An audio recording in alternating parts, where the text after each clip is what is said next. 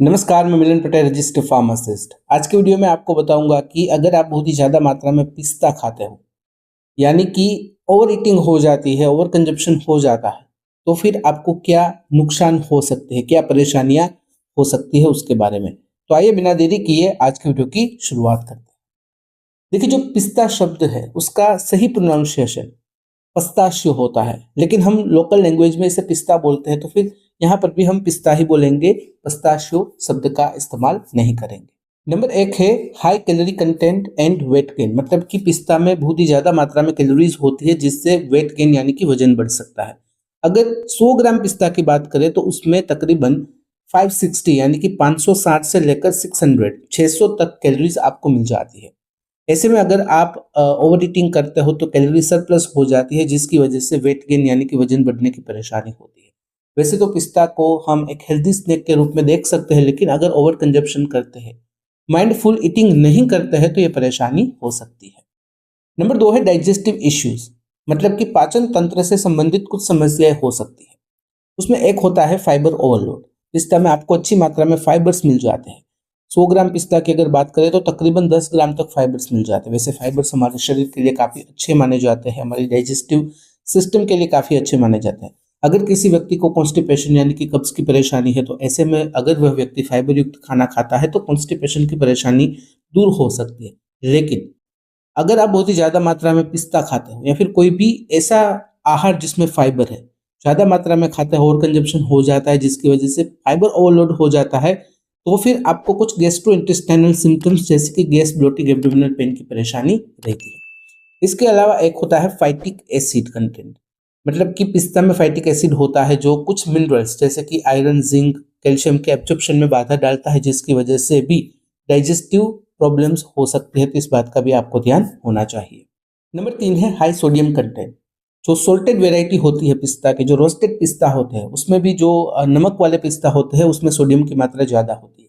ऐसे में अगर आप बहुत ही ज़्यादा मात्रा में पिस्ता का कंजप्शन करते हो, ओवर ईटिंग हो जाती है, तो फिर ब्लड प्रेशर से संबंधित समस्या हो सकती है, कार्डियोवास्कुलर प्रॉब्लम हो सकती है, वाटर रिटेंशन हो सकता है, ब्लोटिंग की परेशानी हो सकती है। तो जिन लोगों को हाई ब्लड प्रेशर की परेशानी है, जिन लोगों को कार्डियोवास्कुलर डिजीज की परेशानी है, तो उन्हें माइंडफुल ईटिंग करना है और हो सके तो उन्हें अनरोस्टेड पिस्ता ही खाना है। नंबर चार है रिस्क ऑफ एफ्लाटॉक्सिन कंटामिनेशन। देखिए, सिर्फ पिस्ता नहीं, पिस्ता जैसी जो दूसरी नट्स होती है उसमें भी एफ्लाटॉक्सिन कंटामिनेशन होने के चांसेस रहते हैं। एफ्लाटॉक्सिन क्या है? एक टॉक्सिक कंपाउंड है जो कुछ स्पेसिफिक प्रकार की मोल्ड द्वारा उत्पन्न होता है। मोल्ड मतलब एक टाइप के आप फंगस कह सकते हो।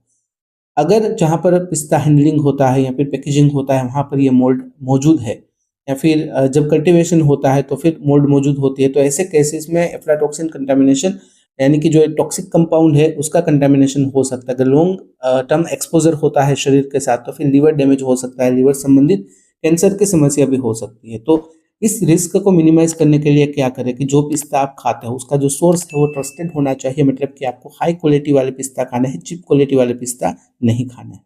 नंबर पाँच है एलर्जिक रिएक्शन।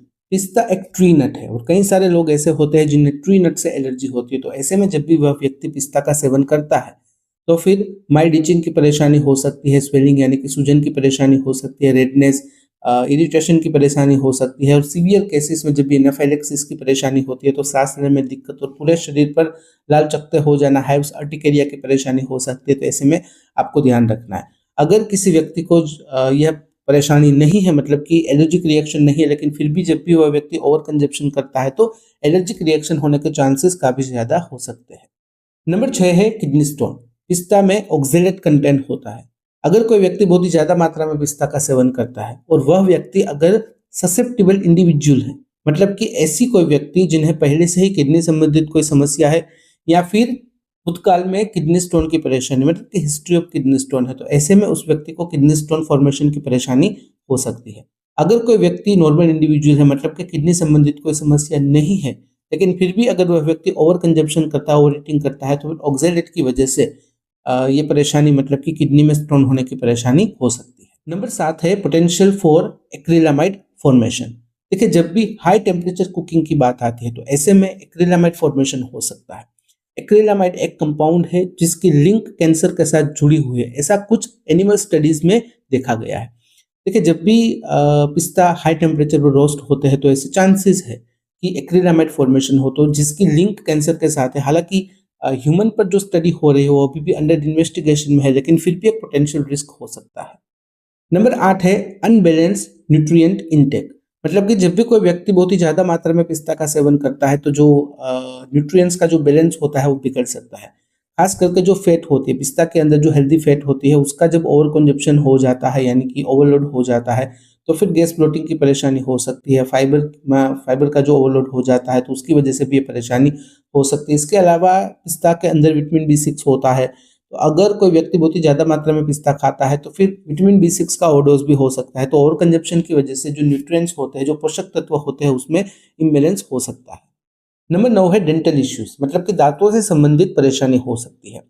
पिस्ता के जो ऊपर के शेल्स होते हैं काफ़ी हार्ड होते हैं, और अगर आपने एक्सपीरियंस किया हो कि पिस्ता में कुछ पिस्ता ऐसे होते हैं जिसके जो शेल्स होते हैं वो अच्छे से खुले हुए नहीं होते हैं, जिसकी वजह से आप हाथों से पिस्ता बाहर नहीं निकाल पाते हो, तो आप अपने दांतों का इस्तेमाल करते हो। तो ऐसे में हार्ड कवर की वजह से, हार्ड शेल्स की वजह से दांतों में इंजरी हो सकती है, जिसकी वजह से डेंटल पेन हो सकता है। इसके अलावा ये जो सेल्स होते हैं वो अगर दांतों के बीच में आ जाते हैं, बीच की जो जगह होती है वहां पर आ जाते हैं, तो गम डिजीज, कैविटी की परेशानी भी हो सकती है। नंबर 10 है एडिक्टिव नेचर। पिस्ता का स्वाद ही इतना डिलीशियस होता है, उसमें भी जो रोस्टेड पिस्ता होता है उसमें नमक होता है, सोडियम होता है, जिसकी वजह से स्वाद और ज़्यादा डिलीशियस हो जाता है, जिसकी वजह से पिस्ता खाने की आदत लग जाती है। तो ऐसे में ओवर कंजप्शन की परेशानी हो सकती है। तो ओवर कंजप्शन की वजह से, ओवर ईटिंग की वजह से कई सारी प्रॉब्लम होती है। तो एडिक्टिव नेचर की वजह से भी ओवर ईटिंग होता है, ओवर ईटिंग की वजह से ये सारी परेशानियां हो सकती है। ये थी जानकारी 10 ऐसे नुकसानों के बारे में। अगर आप पिस्ता का बहुत ही ज़्यादा सेवन करते हो, ओवर ईटिंग हो जाता है, ओवर कंजप्शन हो जाता है, तो फिर ये नुकसान हो सकते हैं। अगर इस वीडियो से रिलेटेड कोई भी सवाल है कमेंट में बेझिझक पूछ सकते हो। कमेंट में अगर आप अनकंफर्टेबल हो डायरेक्टली मुझे मेल कर सकते हो qa.hom@gmail.com पर। तो फिलहाल इस वीडियो में बस इतना ही। आज का वीडियो ध्यान से देखने और सुनने के लिए आपका धन्यवाद। जय हिंद, जय भारत।